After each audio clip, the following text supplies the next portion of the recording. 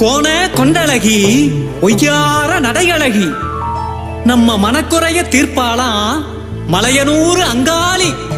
கேட்டவரம் கொடுக்கவே கொரத்தி வேஷம் போட்டுக்கிட்டு குறி சொல்லி வாராளாம் என் தாயி துங்கபுர பெரியாண்டச்சி.